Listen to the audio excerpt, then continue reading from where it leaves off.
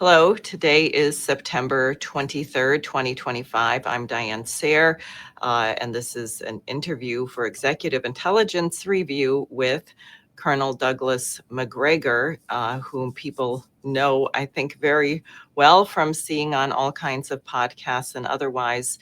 Retired U.S. Army colonel, briefly advisor to the acting Secretary of Defense under Trump, and an extremely insightful analyst of world affairs. So, Colonel Macgregor, welcome.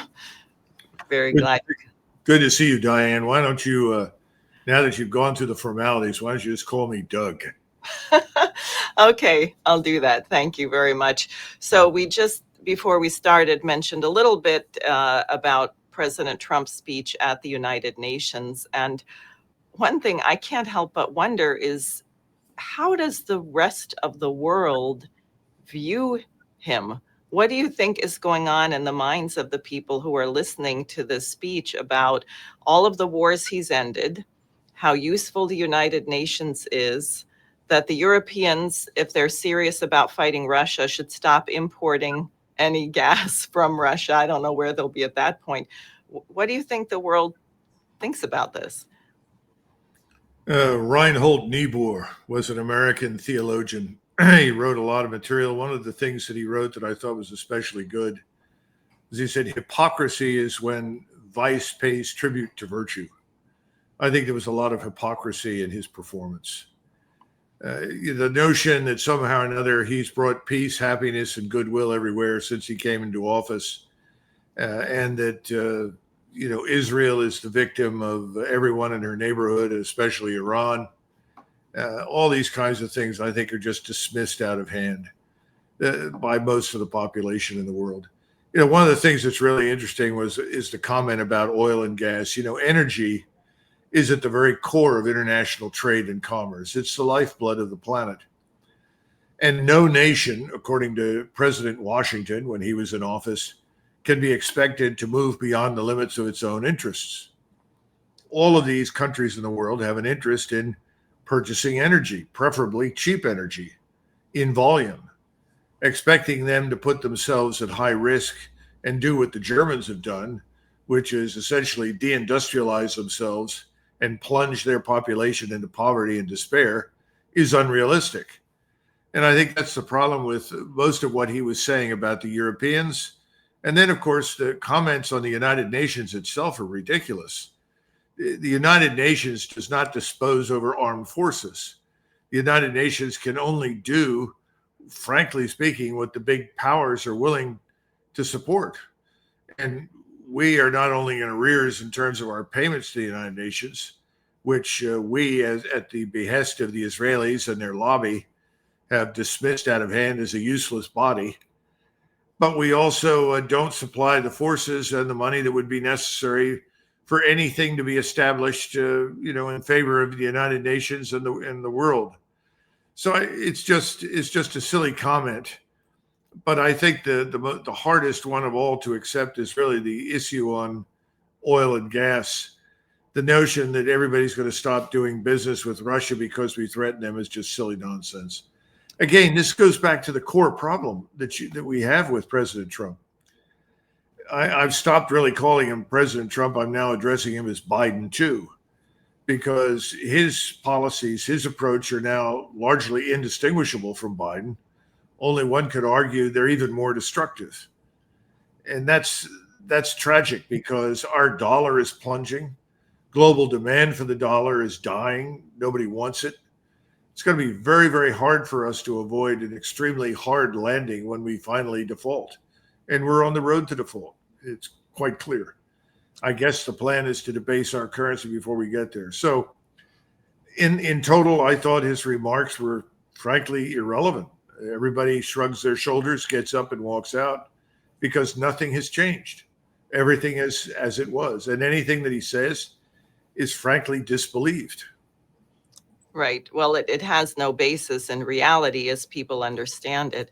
One thing that I've been involved in, there are many people trying to get the United Nations to invoke the Uniting for Peace resolution to do something to stop this horrific onslaught against the Palestinian people by Israel, especially what's happening now with, I think they've just shut down the internet altogether in Gaza City, so we can't even see the horrors unfolding there. But I think it's very hard to do that if the United States is on the wrong side. I was thinking of Eisenhower 1956 over the Suez, but you had an American president who was acting. What are your thoughts on this? Is there any hope that these nations, even though they are vastly the majority, could get together to get something done? Well, I think that's happening, Diane. Not as quickly, perhaps, as many of us would like, but I think we have to come to terms with reality that a new parallel universe is emerging on the planet. You know, the problems that we have with our economy, this outrageous national sovereign debt that we cannot possibly maintain over time. We're having great difficulty because we refuse to cut spending. We refuse to take the measures necessary to put us on any sort of healthy path for the future. Means that the rest of the world has said, well, let's look at the example of Russia. First of all, most of the world does not agree with his version of the Russian-Ukraine war. Right. They understand that Russia was acting defensively against a force and a regime that we had done everything in our power to build up with the sole purpose of harming Russia. And in addition to just harming Russia on the battlefield as much as we could, we also imposed sanctions. And finally, we banned them from the financial system. You can't use SWIFT. And oh, by the way, we're going to confiscate effectively $300 billion of your wealth. Well, if you're Chinese or you're Japanese or Korean or you're Thai or you're in India or anywhere else, you look at that and say, gosh, this is the United States. These are the people to whom we have entrusted management and conduct of our financial affairs since when? The end of the Second World War, and again after Nixon took us off the gold standard. We can't trust these people. This is outrageous. So the Chinese, who are very sensitive to the possibility that we could try and isolate them, began several years ago, very deliberately, in a very programmatic fashion, to build alternatives to our financial institutions. And the first thing that they worked very hard on was to come up with a settlement system that could replace SWIFT. And part of this has also been to go increasingly to gold-backed currency. Now, the yuan is not interested in being the reserve currency. They're perfectly willing to have us remain the reserve currency, but they don't plan to go down with the dollar as it debases and fails. The demand for the dollar right now is plunging to new lows. Besant just closed a deal with Argentina that we would buy X millions of their pesos and we would pay them in dollars. Well, the whole thing is an unconcealed attempt to try and create demand for the dollar because it's going away. I think that's similar to the stable coin operation, isn't it? Right? Exactly. Which is another, I mean, this will destroy the dollar faster than anything. We're talking about destroying the dollar. Well, see, some people think that that's the aim, debasement and ruin for the dollar. That may be the case. I don't know. I think there are various ways to deal with default in this country. That is not a good way to do it because that will hurt the majority of the population. And I think the people that surround Trump and his friends are all Wall Streeters, right, financial capitalists. So they're looking for a way to insulate themselves from as much harm as possible, but at the same time to shift the pain, the misery, and the misfortune to the population. That's worth hours of discussion by people who know more about finance than I do. But my point on the Chinese is the Chinese have now established, or in the process of establishing, gold vaults, one in Hong Kong and one in Riyadh in Saudi Arabia. And the idea is that they want to begin doing business with the various people in the world and saying, if you do business with us in yuan instead of dollars, you can redeem whatever you purchase, whatever you pay us in gold. And these are essentially warehouses where gold will then be transferred from one owner to the next on the national level. It's really a profound development, and they have been hoarding gold, developing it, buying it in great quantities in order to get to this point. This is essentially the heart of BRICS. Everyone wants to move to a gold-backed system. We have resisted that. Now, I don't know how much gold we have. Supposedly, we have more than anybody else, but we don't seem to be very interested in inventorying it. And the Germans and the Italians, for instance, who've already asked for the repatriation of their gold, have found out that they're not going to get it because we got about 30 to 40% of what they owned and said, that's it, that's all you get. And they are privately asking, well, where's the rest of it? I don't know where it is, but I'm very worried about this development. And I think that the Chinese are building credibility while we lose it, so that people will more and more be willing to put their gold into these vaults, knowing that it's safe, it's there, and can be used for these critical trades across national lines.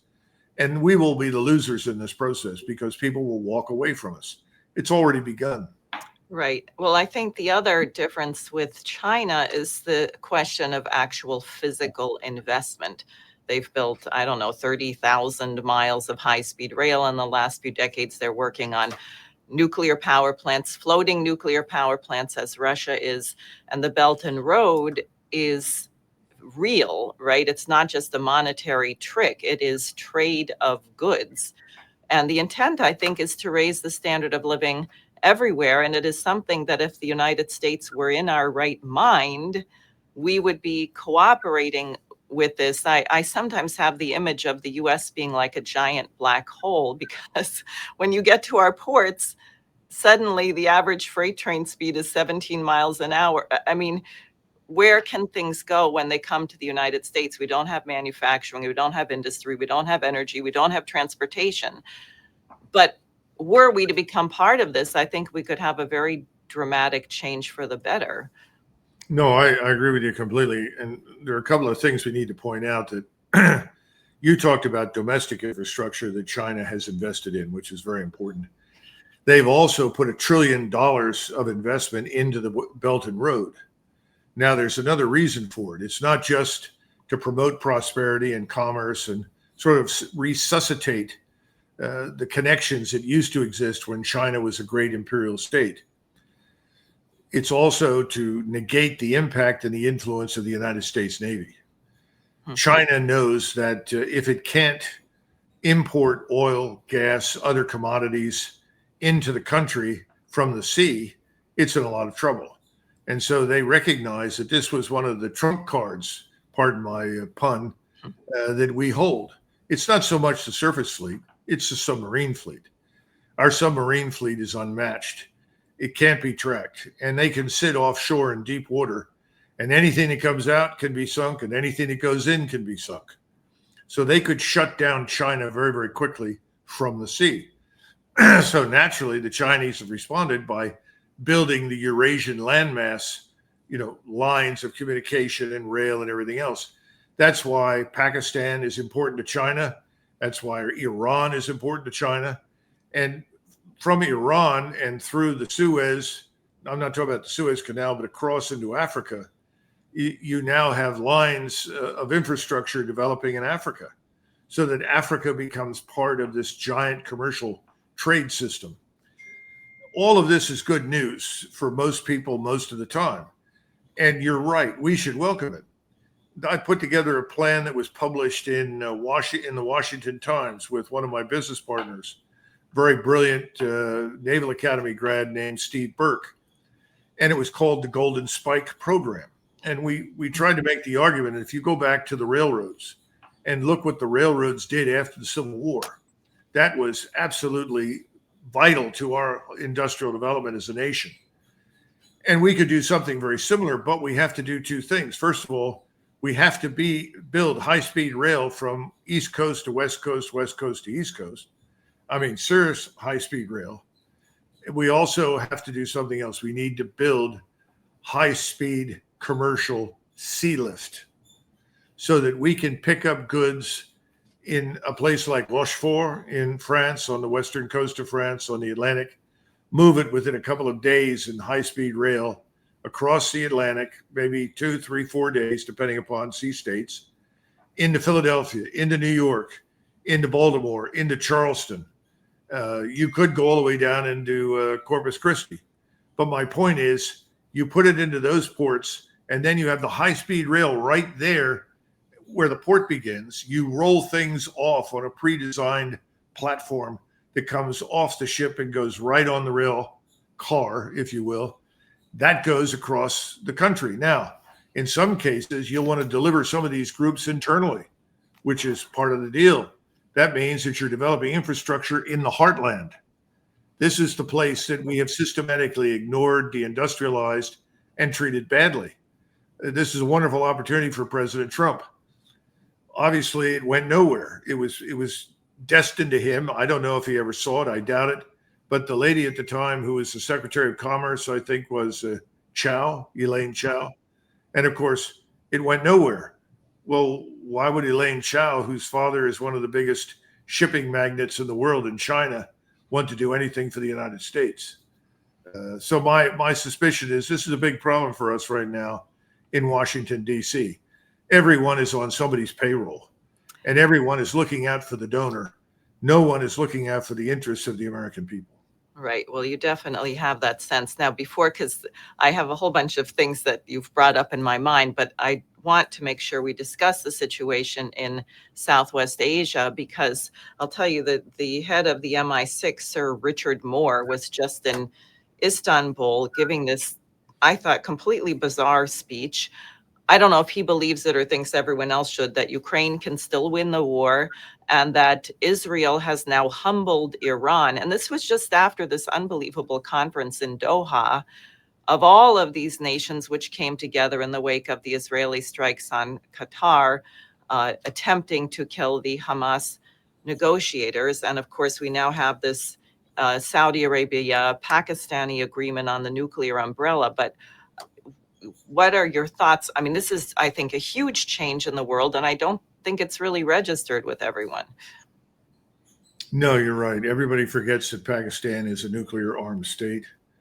The Pakistanis have a very long history of cooperation with the Turks. Remember, the Turks are Sunni Muslims, so are the Pakistanis. They are brothers under the skin. And Ataturk, who came to power in Turkey, was viewed by most of the people that founded Pakistan as kind of a model for what they wanted to do in Pakistan. Of course, what they did was a little different, but nevertheless, that close relationship has persisted.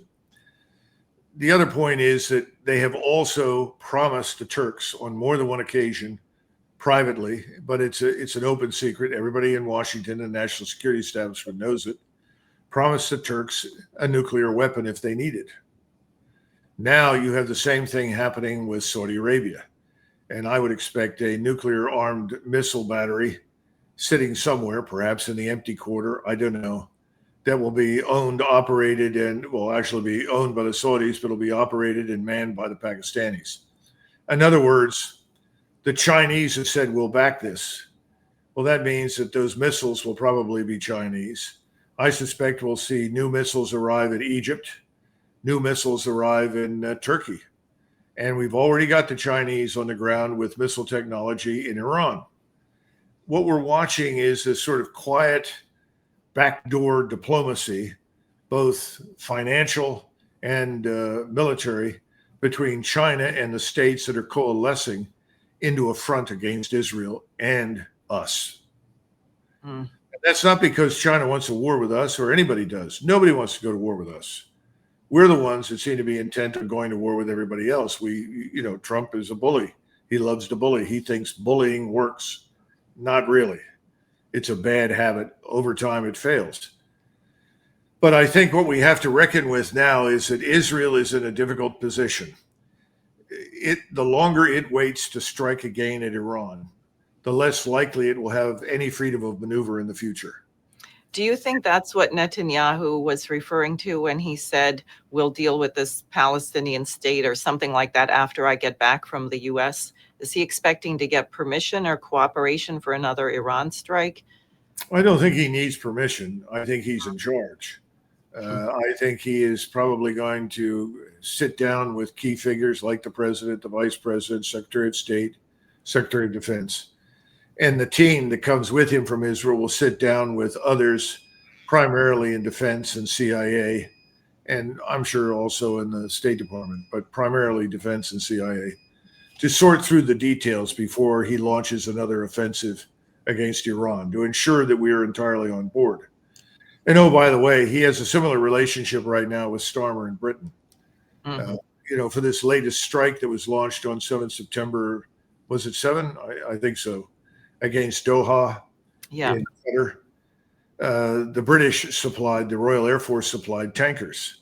And MI6 is very much involved in all of this. MI6, the CIA, and Mossad are all involved in destabilizing, or were involved destabilizing Syria, bringing a new government to power there, at least insofar as the Islamist former Al-Qaeda types are now running things.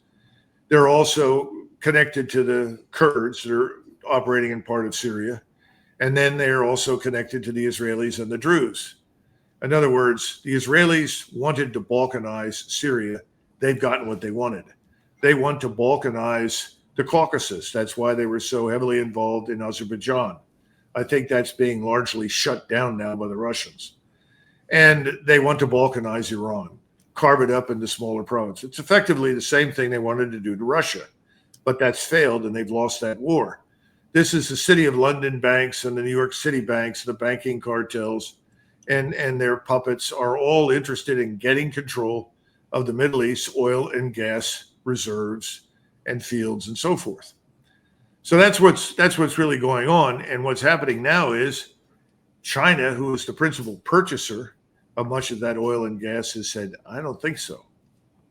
China has stepped in and provided the Islamic states in the region with the wherewithal to potentially stand up to Israel and us. At the same time, I think Russia has its hand in this because Russia is not going to stand by and allow us to pulverize Iran out of existence. And with the diminishment of the Russian military activity against the Ukrainians, and right now the Russians are taking casualties in single digits, sometimes in double digits, mostly single digits, whereas the Ukrainians continue to lose thousands of people. The Russians can devote a lot more of their time and resources to the Middle East, and that's what they're doing. So you have Russia and China, along with most of the states, and you mentioned Turkey. Turkey will have a nuclear weapon if it needs it. And the Turks, the Turkish people are enraged at what is being done to the Palestinians. And we are not even aware. I don't think most Americans understand the true dimensions of the tragedy in Gaza.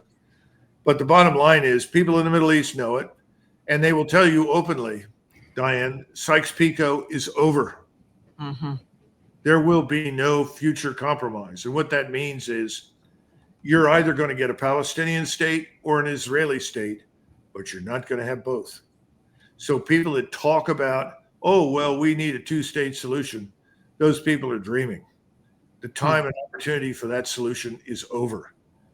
Now, Israel, just like ourselves, is viewed as a menace that has to be defeated, and there can be no quarter given. That's where we're headed. It's sad, it's tragic, but I think it's inevitable. Earlier today, I was listening to someone, it could have been Jeffrey Sachs, I don't know, saying that the true death toll in Gaza is something in the neighborhood of 600,000. Yeah. I mean, that's outrageous. And here we are bankrolling it and enabling it. What a catastrophe for us, as well as the world. And as if the world doesn't know, which they absolutely do. I was thinking about this as well, because it seems to me if it all ends up becoming Israel for a moment, there's no basis for that to last, because it's simply not human nature to tolerate that kind of oppression. And it won't end up that way. It will end up as a non-apartheid state of some sort. Ultimately, how much suffering goes on, I think that's why it's very, very much incumbent upon us to make the United States better in any way. And one thing that I and some of my associates in the LaRouche movement we're discussing, which you brought to mind when you talked about rail, is that we are coming to the 250th anniversary of the founding of our republic. And I think if there's any hope of saving this country, we have to somehow rekindle in Americans the idea that our nation was founded to be good. I mean, we were explicitly founded against these policies.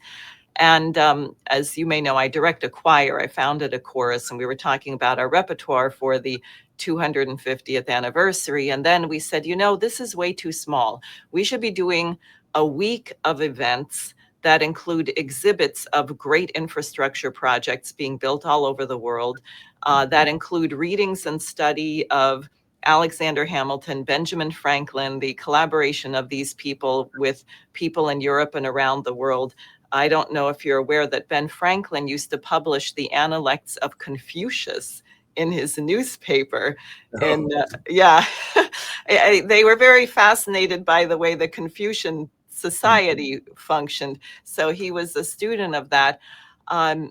And you, I'm sure, are aware of what happened in Philadelphia in 1876, the Centennial Exhibition on the 100-year anniversary, where we had people from all over the world, the largest steam engine, I think it was a coreless engine ever built, a chorus of 1,000 people singing the Hallelujah chorus, and it sparked things like the Trans-Siberian Railroad, the Berlin to Baghdad Railroad. People came here and they had an idea about the way they could develop the rest of the nation. And I think that's particularly true for the Germans. Bismarck was a huge admirer of Abraham Lincoln, called him the man of the century. And people don't realize that Alexander II, Tsar of Russia, was equally enamored of Lincoln. And they believed that what Lincoln was doing in the United States was something that everyone should support, which is kind of interesting because the British and the French were trying to find a way to support the Confederacy. Right. And the two nations we turned into enemies in the 20th century were the two nations that were trying hardest to help us.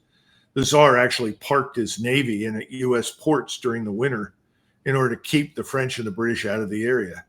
And Bismarck, who was very, very concerned with the tremendous drain of talent from Prussia, actually kept open emigration to the United States for Germans because he wanted to help Lincoln win the war. And, at one point, the entire Second Corps of the United States Army was German. Wow. But when the war ended, of course, that's when Bismarck intervened. He said, that's it. No, we're not sending any more Germans, because he said, we're losing the talent, all the best people. So, these are things that people don't know. And yeah, my great-great-grandfather, I have his program for the 1876 centennial, because they were living in Philadelphia. And our whole family's been there since 1681. And they were Quakers on my mother's side. So anyhow, I'm well aware of it. And again, we were not yet what a man named McDougall called us later on, a crusader state. This messianic impulse to go everywhere and convert everybody to being an American had not yet taken hold. We resisted it for the most part. This is James Madison, who talked about, let's not go abroad in search of monsters to slay. He was absolutely right. But we cast that aside, and we've been in the messianic role now, at least for 100 years, I'm afraid. Yes, and that isn't really what the BRICS nations are doing. I think what they're demonstrating is that you can cooperate. You're not going to see Xi Jinping going over to South Africa and telling them how to run their country or something like that. No. In fact, that's very important to the Chinese. They have what's the right word? They're no longer communists. I know that everybody that wants to create hostility to China talks about the Chinese Communist Party. Okay, it's a party. It's a one-party state. It's a fascist state. But it is a fascist state in one country. It is not exporting that model to anybody. And they realize, and the Chinese are right about this, that their society, their culture is uniquely suited to them. It's not something that they're going to try and impose on anybody else. But again, these are realities that we lose sight of, and it's in our it's in our interest to try and understand it, but there is no willingness in Washington to touch it, because if you can't create the illusion of a world of enemies that are poised to attack us and destroy us, how do you justify $1 trillion for defense? Right, but it doesn't benefit anyone here. My husband and I traveled to China in 2023 and had an absolutely wonderful time. And also hard, I think, for Americans to imagine is that the Chinese people they were a couple people who didn't like Xi Jinping and would say so in hushed tones, but overall, the younger generation very much liked their government. And they said, our government is responsive to us. There's a certain matter of pride. You're supposed to serve the people. If you're not doing what you're supposed to do in the eyes of the population, then you're in a lot of trouble over there. And I got the sense from them that they actually felt more optimistic about their ability to influence their leadership than most Americans feel today about our ability to influence our leadership. Well, I think that's probably true. Keep in mind that there is a social contract of sorts between the people that rule the country and the people who are ruled. And they're very sensitive to what you just described. We don't seem to have that. I mean, we just don't. And I frequently tell people, the last people who are represented in Washington on any given occasion are Americans, the average American on the street. That's why you have somebody like Thomas Massie or Marjorie Taylor Greene, who are standouts, unique, remarkable, or Josh Hawley from Missouri and Rand Paul. These people periodically do not vote for the things that everybody else in the party votes for. And in many cases, many Democrats vote for. This is why I think we really need a third movement, something else besides these parties. I think the American people are ready for it. But to do that, and you know this from personal experience, Diane, you need a lot of money. Now, it doesn't mean you have to have billions and billions of dollars, but you got to get off the ground. And I think it can be done. And I think it's going to happen. I mean, that's one of the things that I've been trying to do, and I know you are. But I think it can be done. Well, I think actually there's also a poetic principle, which you saw when the Berlin Wall came down. There's a certain point, and we're going to see it in the Middle East, where the injustice simply becomes unbearable and things really shift, and people decide, like the East Germans, that they were not afraid if the tanks were going to roll them over. They came out in huge numbers. And of course, that couldn't happen. And a fluke announcement about the border open, everyone assumed the wall was coming down. But also what they were listening to at the time was the dramas of Schiller and the music of Beethoven. They were sort of infused with the best contributions of their culture.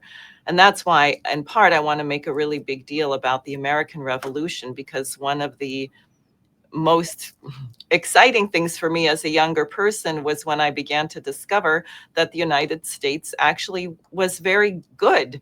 And our founders had a very noble intention, and what you were taught in the schools. And by the way, did you ever notice all of our textbooks are from Britain? Houghton Mifflin, the big company, is a British company. So you have this really screwy view, sort of like the terrible toast that Trump made at Windsor Palace. I don't know if you saw that. That was No, I missed that. What did he say? It was about how the English-speaking nations are leading the world and all of the great contributions of the British Empire, and he picked the worst ones, and how our country owes the British everything, and we never would have accomplished anything without them. That was sort of the tone of it. It was. Well, he has a cocktail level of familiarity with history, as with many other subjects, and tends to say things that are misleading. Very few people realize that up until about 1931, 32, if you go back and look at the war plans in the Army staff and in the Navy, we were focused on a potential war against Great Britain. As we should have been. I mean, that was the enemy, and I'm sure you're familiar with this, and I guess we have to wrap up soon, but a friend of mine just recently did some work on the Churchill's Operation Unthinkable, where before the war was won in the Pacific, and clearly it was even planned before VE Day in Europe, he was talking about organizing a war against the Soviet Union, which had just been our allies in defeating the Nazis. Well, he was a little late. I'm a George Kennan disciple, and George Kennan was approached by Harry Hopkins, who died before he could be convicted in a court of law of treason for his NKVD connections. The Roosevelt White House was full of NKVD agents. Harry Dexter White was prominent among them. And then, of course, they had fellow travelers in the form of Henry Morgenthau and others, all of whom were determined to drag us into war in Europe against Germany. I think George Kennan summed it up best when Hopkins came to Europe and spoke to the people in Moscow and the embassy and talked about what is your opinion of the cooperation with the Soviet Union. And he said, I cannot conceive of any set of conditions under any circumstance where our interests and their interests converge or coincide. And so he said, I would advise against any aid under any circumstances to Stalin. And of course, he was well aware that Stalin had already killed 20 million people, in addition to the perhaps 5 or 10 million that Lenin annihilated through famines and other things in the interwar period. And he knew what Stalin was interested in. It was a breath of fresh air to hear someone in the UN point out that without Stalin, there wouldn't have been a Second World War, because Stalin was very interested in getting that war off the ground, and he wanted Hitler and Germany to be mired in a long-term war with France and Great Britain in the hopes that he could then strike from the east in the back of Germany. It didn't work out that way. By the way, FDR had a similar approach. He was hoping the Germans would attack and the British and the French would then be in trench warfare for years against the Germans so that we could make money from the process, as we did during the First World War.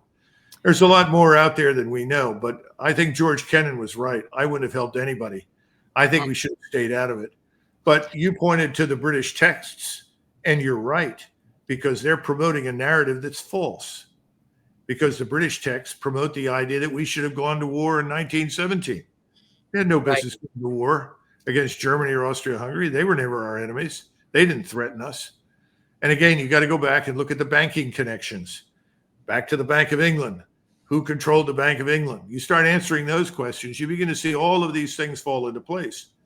So we're back to where we were. We still have these enormously powerful banking cartels that are calling the tune in Washington and London and Europe. And hopefully we can get through it this time without being dragged into a major war.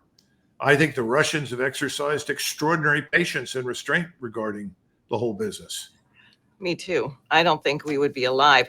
I actually don't look at this, and I would like to discuss this more otherwise, the World War II situation, because I think it really was Brown Brothers Harriman, Montague Norman, and others who wanted to put Hitler in power because the British wanted Germany and Russia to go at it, hoping that both of them would destroy each other, and then the British Navy would rule the world. Well, I would have much rather gone with that plan than the one we went with. Because we lost an awful lot of people in both those wars when we really didn't have to. And we haven't even discussed all the efforts made by FDR to bring on the attack on Pearl Harbor. That was no accident, and we made it inevitable that that would happen. That's another interesting set of topics. Bottom line is, how do you get Americans to understand that most of the wars that we fought, we didn't need to fight? Right. And that we're now on this path of bullying. What's the first choice? Here's your list. Military power, diplomacy, go down the list. What are you going to try? Commercial, economic. We go immediately. Number one, military power. It's insane. Right. It's the last thing. And we're now in a very dangerous position. If you listen to what is being said by Sikorsky recently, the foreign minister of Poland, outrageous nonsense over nothing. Right.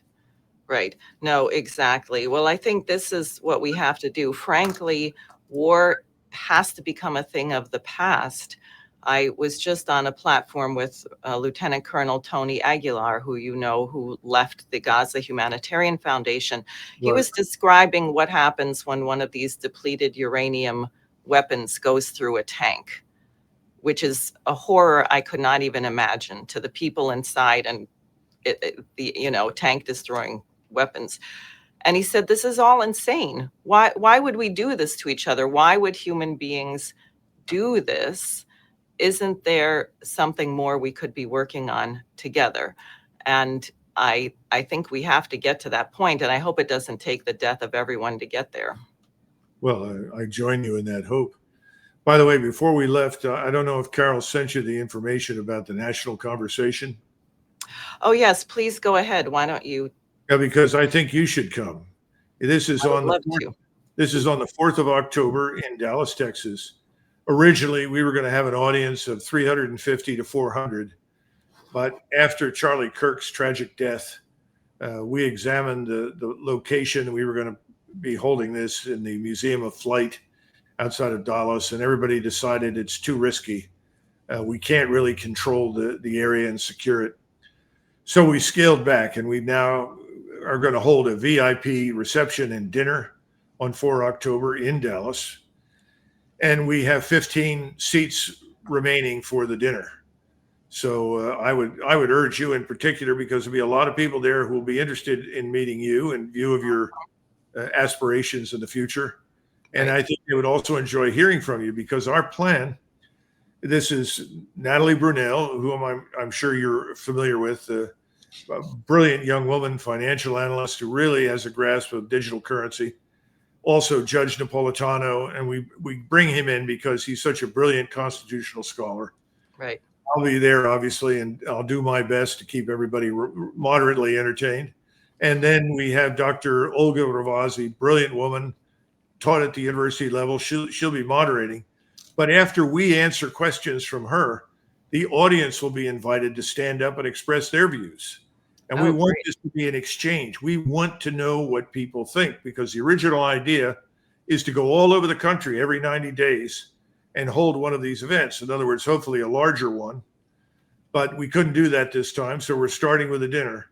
But now, how do people look this up? How are people who are watching this to find the information on this? Well, hopefully you'll post it for us on your website. Yes, okay, I will, and I'll post it for people watching in the description underneath. We'll put a link for that. Sure, I would definitely do that. And you can also go to nationalconversation.com. That's the website. And if you start Googling me, or whatever they call it, I hate to say that Google business, but I know. You will eventually come to the national conversation as well. We would like this to succeed, but it's like everything else. We're a nonprofit. It takes money. And, we're just starting. And people are saying, well, what are you trying to do? We're trying to build that third way. We want to cooperate with everybody else who is sick of dealing with Republicans and Democrats, because it's just no longer profitable. We're not getting much return on our investment. No, and what is the difference, as you were saying? Ultimately, they have both brought us to the disastrous position we are in right now with regard to the national debt. Yeah. All right. Well, thank you very much for taking the time and sharing your wisdom. There are a lot more things now I want to talk to you about, but we will hopefully continue this dialogue. All right, Diane, thank you very much for everything you do. Thank you. See you soon. Bye-bye. Yeah.